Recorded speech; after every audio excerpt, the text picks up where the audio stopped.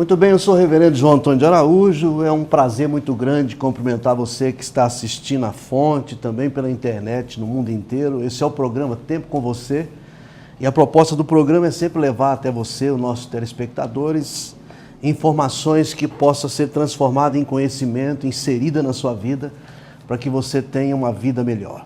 A minha convidada de hoje é a doutora Adriana, infectologista. Ela é pós-graduada nessa questão da dengue e é com ela que nós vamos tirar todas as dúvidas na questão desse mosquito transmissor da dengue. Conversávamos agora há pouco, já há mais de 3 séculos, que isso vem nos perturbando. Chegava esse presente que veio nas embarcações quando o Brasil ainda era colônia. Isso em 1685, já fazem 330 anos. E por um tempo foi erradicada, voltou novamente e agora nós estamos vendo pelos noticiários que essa questão da dengue está, de certa forma, perturbando o Brasil novamente. E trouxemos ela que é pós-graduada no assunto e nós vamos conversar um pouquinho. Doutora Adriana, é um prazer muito grande receber a senhora aqui no programa Tempo com Você, para a gente falar um pouquinho sobre esse negócio de dengue que dói muito. Então eu gostaria de os seus cumprimentos para que a gente possa começar aqui o nosso assunto sobre essa questão da dengue. Tá, boa noite. Eu agradeço o convite, a oportunidade de estarmos aqui. Nós falamos há pouco sobre a questão do fator das plaquetas, que é uma preocupação muito grande do leigo na questão de quando constata esse vírus. Logo, a primeira preocupação da pessoa é a questão das plaquetas que abaixam. Nós conversávamos aqui, eu gostaria que a senhora explicasse um pouquinho sobre... Existe algo mais sério, né, doutora? Então, assim, a dengue é uma doença febril aguda, em geral, um curso de 3 a 7 dias de duração. Em alguns casos mais graves, ela pode estender por um período maior, mas, em geral, a média de duração é de 3 a 7 dias. E as pessoas têm muito inculcada a questão da plaqueta, né? Porque a doença se chama febre hemorrágica do dengue. Mas, na atualidade, a Organização Mundial de Saúde até propôs uma modificação nesse nome para que se chame dengue grave ou dengue sem gravidade. Para que esse estigma da plaqueta e do sangramento caia por terra. Porque a plaqueta baixa não é o pior da dengue. Algumas das vezes pode acontecer da plaqueta baixa gerar um sangramento e o paciente morrer por isso, mas é exceção. O mais comum na dengue, do problema dela, é um exame laboratorial que poderia ajudar, seria o hematócrito, que é feito junto com o exame do hemograma, onde você vai ter o dado da plaqueta. O hematócrito vai mostrar o grau de concentração no seu sangue e, indiretamente, o grau de hidratação ou desidratação do paciente. Porque o que mais mata na dengue é o fato de você ter a queda da pressão arterial, o que a gente chama de hipotensão, pelo extravasamento, é a saída do sangue de dentro do meio intravascular, que seria de dentro do vaso sanguíneo, para um terceiro espaço, que é um espaço que normalmente é um espaço morto, virtual. E ali o líquido vai para esse espaço dando ascite, que aumenta o volume abdominal, pode ir para o espaço que fica ao redor do pulmão, que chama o espaço pleural, e aí você tem uma hipotensão e choque, morre por choque. Já tiveram vários casos na história, até de profissionais de saúde que chegam no pronto-socorro e com a plaqueta normal e o profissional, às vezes, de saúde, inadvertidamente fala, não, você está com a plaqueta boa, pode ir embora. E a pessoa morre por choque, com a plaqueta normal. Então, não pode se pensar que plaqueta é a chave de tudo. Entendi. Uma pessoa, por exemplo, que está com dengue hoje, por exemplo, e ela é curada, ela não tem mais dengue. Ela pode pegar por 6 meses ou ela pode pegar 2 vezes seguidas, numa semana e logo pegar logo na outra? Tem 4 sorotipos, DEN 1, DEN 2, DEN 3 e DEN 4, descritos em humanos, Quando você tem infecção por um sorotipo, você tem imunidade para o resto da vida para aquele sorotipo. Se o senhor pegou o dengue 1, o senhor nunca vai pegar o dengue 1 mais na vida. O pessoal não sabe disso. Isso é Só muito que se o senhor pegou o dengue 1, o senhor tem uma imunidade cruzada e não pega os demais sorotipos por um período de 4 a 6 meses. Então, não existe dengue hoje, dengue daqui a um mês. As pessoas dizem, mês passado eu estava, agora estou de novo. Não existe, então, essa questão. Não. Muitas das vezes, você tem viroses que podem dar mancha na pele, pode dar febre, dor de cabeça, dor nas juntas, do mesmo jeito e passa como uma dengue. Seria o remédio para a questão da dengue. Na verdade, é um perigo muito grande, principalmente os brasileiros, quase todo mundo tem uma receita para dar, né, doutora? E às vezes a gente, quando sente qualquer sintoma, pode às vezes alguém dizer, não, toma isso que é bom, toma aquilo outro. Qual que a senhora diria a questão de um diagnóstico antes de tomar qualquer decisão? Provar se realmente aquilo é dengue ou se é uma gripe, o que acontece? O ideal na presença dos sintomas de febre alta, dor de cabeça, dor no corpo, é procurar uma assistência de saúde, né? A gente sabe das deficiências, das limitações que a gente tem, até na rede particular você tem dificuldade hoje para encontrar uma assistência rápida. Mas na vigência desses sinais é importante proceder à hidratação, tomar muito líquido. Água, suco de frutas, soro de reidratação oral que você encontra em qualquer posto de saúde, gratuitamente, até sem receita eles fornecem. Então, assim, água de coco, hidratação oral é o principal. E não se automedicar, principalmente qualquer antitérmico da composição de ácido acetil salicílico, que é aspirina, melhoral, é proscrito, é contraindicado na dengue. Por quê? Ele pode agravar a plaquetopenia. Que não é o que mais me preocupa, mas também pode ser um agravante. Então, assim, quais antitérmicos você deveria usar? Dipirona, tudo que for a base de dipirona, que é a Novalgina, Magnopirol, poderia ser usado. Tirar aquela dor do corpo, aquele mal-estar. Isso. E o paracetamol também pode ser usado. Mas alguns falam assim, mas o paracetamol é um vilão na dengue. Por quê? O paracetamol pode atacar o fígado e a dengue também pode atacar o fígado. Mas alguns experts em fígado falam que para o paracetamol causar um dano maior no fígado, teria que ser uma dose muito alta, maior do que os 4 comprimidos recomendados ao dia, que você usaria um comprimido de 6 em 6 horas. Eu, particularmente, prefiro a dipirona porque ela tem uma ação analgésica bem superior e ela tem menos problema de toxicidade no fígado em relação ao paracetamol. Mas o paracetamol não é contraindicado. Contraindicado seria tudo à base de ácido acetil salicílico. Fazer uma atividade física quando acha que está com dengue, isso não é aconselhável. Se ele está com a plaqueta baixa, lógico que é melhor que ele fique mais quieto, porque se ele for correr, ele pode tropeçar, cair e tem mais chance dele sangrar. Né?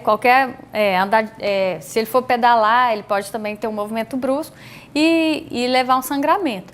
Em geral, mais pelo repouso, é pela incapacidade que a pessoa tem mesmo de fazer as atividades físicas.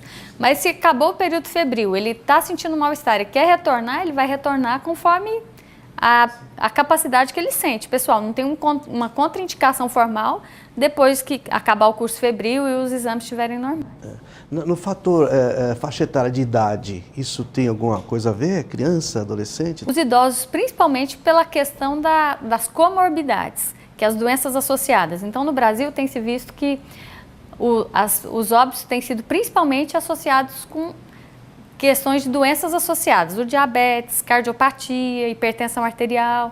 Então, isso é muito frequente na população idosa, então isso acaba agravando. Sempre é transmitido pela fêmea, pelo mosquito fêmea? O vetor é a fêmea do Aedes aegypti. O Aedes albopictus é um outro vetor que também tem potencial de transmissão, mas ele é menos frequente. Nós voltamos daqui a pouquinho para tirar mais dúvida, para que você possa ficar ciente dessa questão da dengue.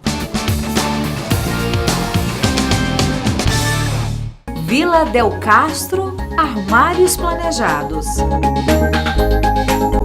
62 3592 1214 e 9982 3846. Às 18 horas, acontece a nossa segunda concentração de louvor, a adoração e palavra de Deus no prédio da Igreja do Evangelho Quadrangular. E o Espírito de Deus então disse: quando acontecer essas coisas, não pergunte por quê, mas pergunte, agora que aconteceu, como vou reagir? Agora que aconteceu isso comigo, como vou reagir? Porque enquanto estivermos procurando o porquê, nós vamos estar investindo nosso tempo no passado.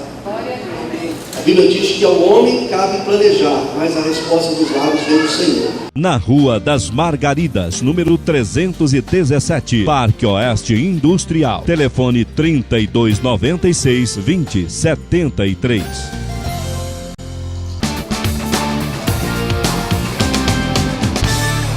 Muito bem, eu sou o reverendo João Antônio de Araújo. É um prazer muito grande cumprimentar você que está assistindo a Fonte, também pela internet, no mundo inteiro. Esse é o programa Tempo com Você. Você que está ligando seu televisor agora, ou quem sabe conectando aí na internet, eu estou conversando com a doutora Adriana, que é infectologista. Estamos falando sobre a dengue. Eu acho que é muito importante esse assunto devido a essa epidemia que está aí em vários lugares do país. E nós falamos no bloco anterior sobre a questão do mosquito que transmite o vírus, né? E eu queria perguntar para ela, toda fêmea, ela transmite o vírus? A fêmea tem que estar infectada, né? Ela tem que ter o vírus para poder transmitir. Então, ela vai picar alguém que esteja com a viremia, com o vírus circulando, para poder transmitir para outro. Se ela não achar ninguém com dengue, ninguém com viremia, não tem como ela transmitir. Então, na verdade, a fêmea, ela tira o vírus de alguém e coloca em outra pessoa? Ela faz exatamente isso, ela leva e traz. Que coisa terrível, né? Isso deixa a gente com muito mais raiva dela do que, né? Na verdade, a questão das manchas no corpo, doutora, pode às vezes alguém estar infectado e um grau elevado e não ter mancha nenhuma, ou todo mundo está? Não, pode acontecer de não ter manchas no corpo. É um sintoma frequente que a gente chama exantema, é um sinal. É um exantema que o sinal geralmente é o que você vê, sintoma é o que você sente, né? Sim. Então é um sinal frequente, mas a ausência dele não exclui a dengue. E ele pode vir de formas variadas, e algumas pessoas podem vir parecendo uma alergia, alguns pode ser um racho cutâneo é a mancha na pele, petequial, como se fosse aqueles sangramentos. Então, para saber a diferença do tipo de racho, o médico que vai ter mais habilidade para diferenciar. Quando ele é petequial, já é um sangramento na pele, porque as pessoas acham que sangrar na dengue, o sangue vai aparecer na pele, escorrendo. Não, são manchinhas puntiformes, né, avermelhadas, que pode aparecer, que pode denotar um sangramento. Eu já vi muitas pessoas ficarem com medo da questão da hemorragia nos poros. Não. Isso não sangra assim, ele vai ter pontos avermelhados que são petequias. E pode ter o racho cutâneo exantema clássico, que dá parecendo alergia, que é diferente. Mas para saber diferenciar se você tem um racho cutâneo clássico ou se é uma peteca, que é um sinal de sangramento, tem que ser um médico para diferenciar. A questão do sinal de alerta, como é que é essa questão? É assim, todas as pessoas que chegam com dengue,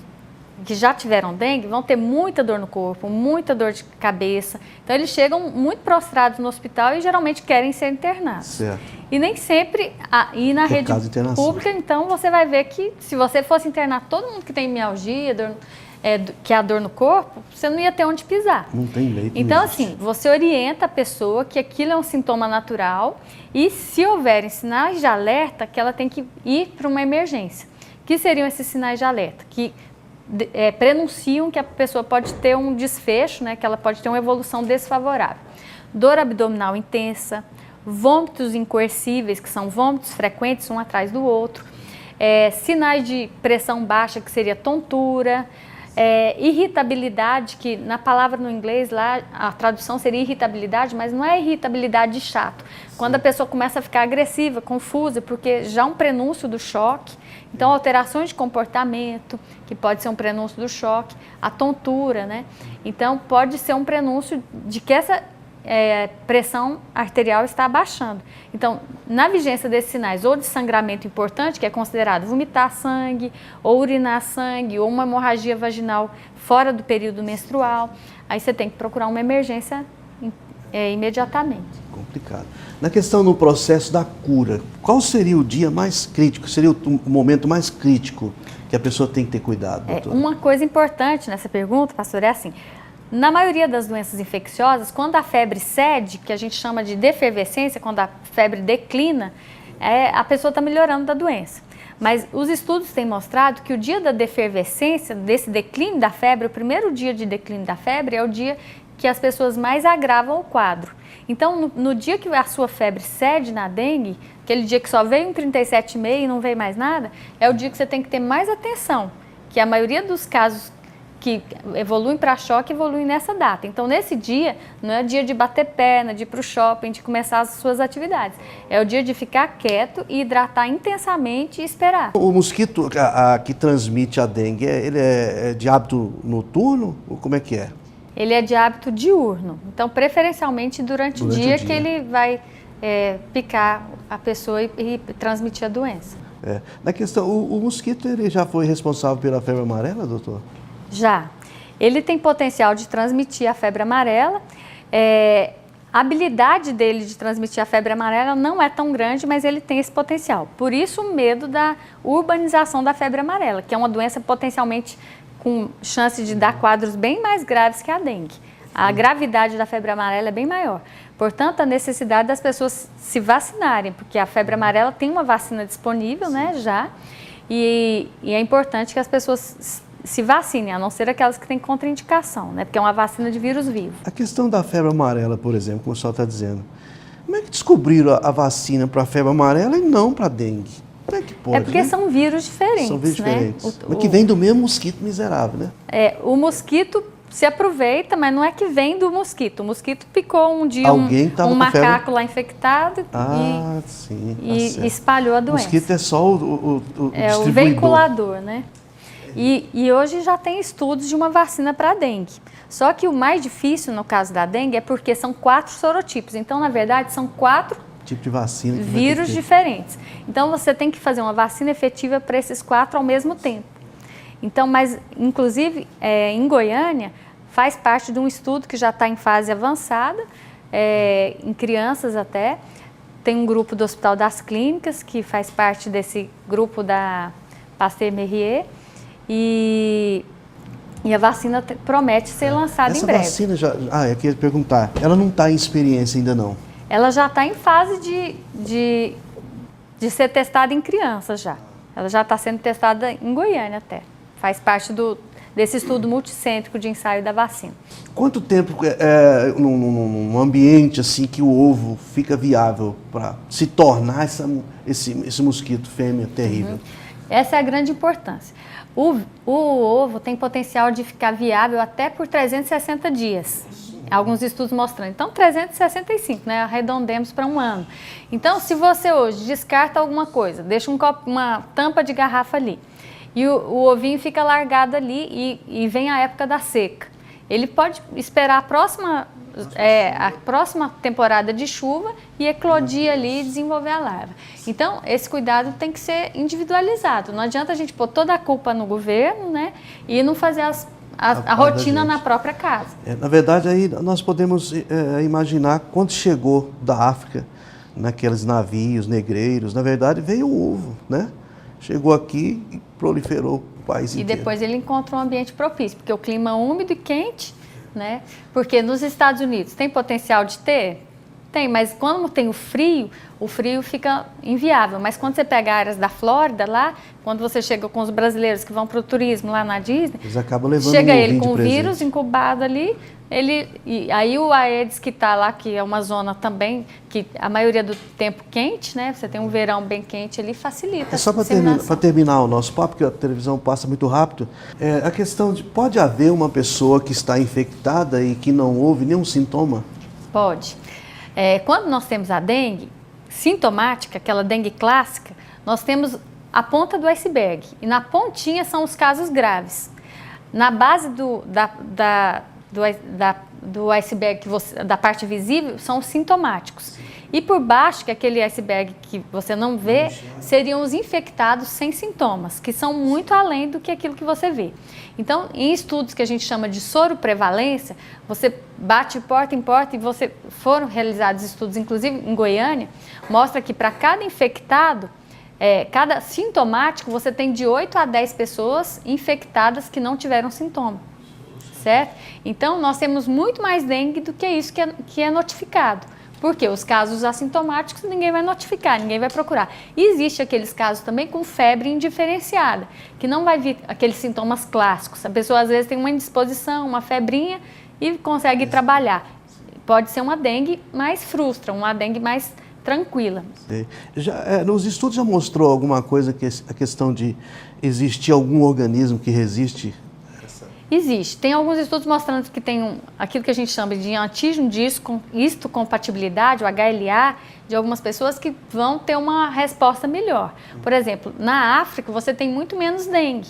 Então, não se sabe, o fator protetor da raça negra isso ajuda a ter uma dengue menos grave Mas tem o viés da questão da África, porque eles têm muita malária, que às vezes tem sintomas superponíveis e como a doença, e outros vírus que circulam mais lá do que aqui.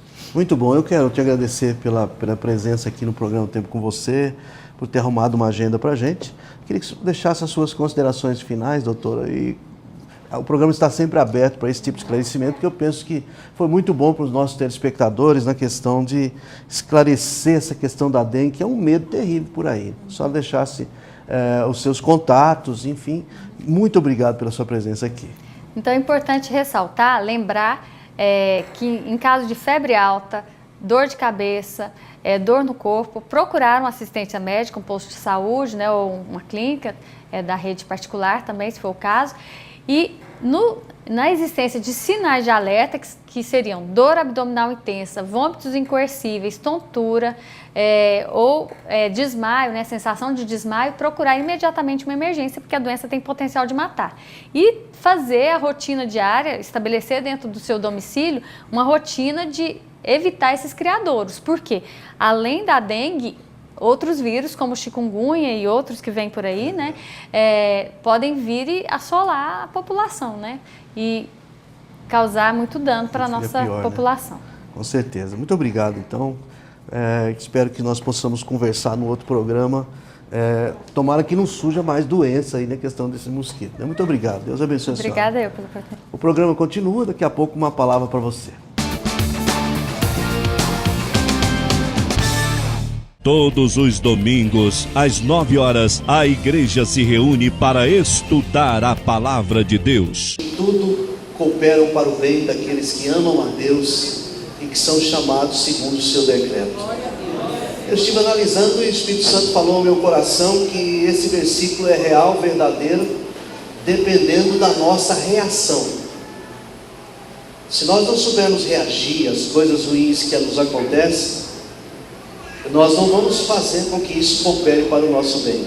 No prédio da Igreja Quadrangular, na Rua das Margaridas, número 317, Parque Oeste Industrial. Telefone 3296-2073.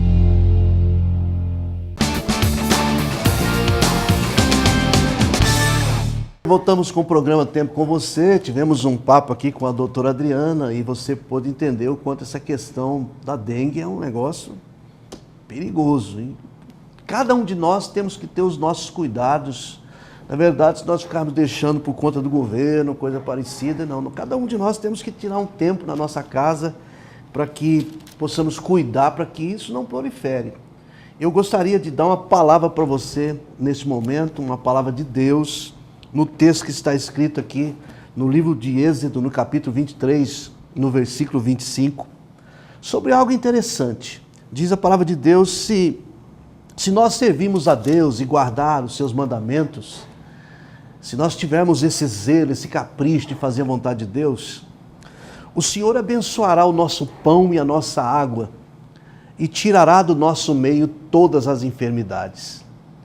Eu penso que isso é algo fundamental na vida do cristão, na vida da pessoa que está nesse mundo que cada dia que passa aparece coisas terríveis que às vezes assustam a gente. Nós que criamos família, temos a nossa família aqui, precisamos ter a proteção de Deus acima de tudo. Quando eu vejo aqui no texto que o Senhor abençoa o nosso pão e a nossa água e tira do nosso meio todas as enfermidades, eu acredito que há uma proteção divina, que Deus pode nos guardar. Logicamente que temos que ter os nossos cuidados, fazer a nossa parte, mas nós podemos ter a proteção de Deus. Eu tenho presenciado isso aqui na nossa igreja, nos ensinamentos, naquelas pessoas que com muito amor, com muito foco, eles praticam a vontade de Deus e têm experimentado algo maior, algo grande que Deus tem feito na vida deles. Eu gostaria de deixar com você esta palavra no sentido de que você tenha essa convicção, essa confiança, que se você servir a Deus, Ele vai proteger você, Ele vai guardar você. Eu não vou dizer que você não seja aí vítima da dengue, talvez você possa até ser, mas o tratamento será diferenciado, às vezes você não vai ter aquele sofrimento como as outras pessoas têm. Então é muito importante que você confie nessa palavra. E aproveitando, nós estamos todos os domingos aqui na Igreja do Evangelho Quadrangular do Parque Oeste Industrial. Para você ter uma ideia, as pessoas estão consagrando um pão no altar. Nós estamos orando sobre esse pão. E eles estão levando esse pão para casa e comendo com a família. E nós estamos ministrando para que haja unidade, para que haja comunhão, haja paz no lar e mesa farta.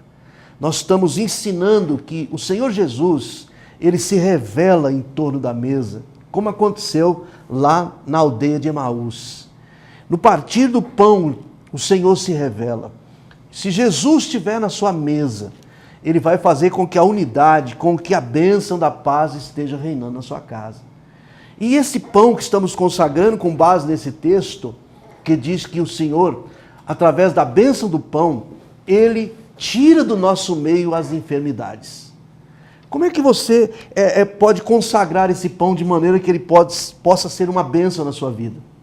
O apóstolo Paulo, escrevendo a Timóteo, ele disse que todas as coisas são colocadas por Deus na nossa vida, toda alimentação, e pela palavra e pela oração nós a santificamos. Então que você possa participar dessa campanha aos domingos, 9 horas da manhã, aqui no templo da Igreja do Evangelho Quadrangular, e trazer o seu pão para ser consagrado para você comer com a família durante a semana. E isso vai trazer para você saúde, vai trazer para você paz, vai simbolizar o pão da vida sendo partido lá na sua casa. Eu quero deixar esse convite especial, todos os domingos, 9 horas da manhã, eu espero você aqui na Igreja Quadrangular. Eu quero orar agora um pouquinho por você nesse momento, nesses minutinhos que nos resta, para abençoar a sua vida. E aguardo você aqui no domingo, 9 da manhã ou às 18 horas, para que juntos possamos experimentar esta bênção de Deus na nossa vida. Vamos orar um pouquinho? Nosso Deus e Pai, em nome do Senhor Jesus, nós estamos liberando toda sorte de bênção sobre a vida de todos aqueles que nos assistem, aqueles que estão em outros países, que assistem perto, longe, pela TV, pela internet. Senhor, em nome de Jesus, aqueles que têm entrado em contato conosco pelo telefone, pelo WhatsApp, Senhor, abençoa estas famílias. Toma estas famílias em tuas mãos e derrama sobre elas toda a sorte de bênção. É o desejo do nosso coração, em o nome do Senhor Jesus, e que assim seja. Amém e graças a Deus. Amém. Muito bom. Estamos encerrando mais um programa Tempo com você e vamos estar juntos novamente. Conto com a sua audiência, você que tem nos assistido. Deus te abençoe. Um grande abraço e até o próximo programa, querendo Deus.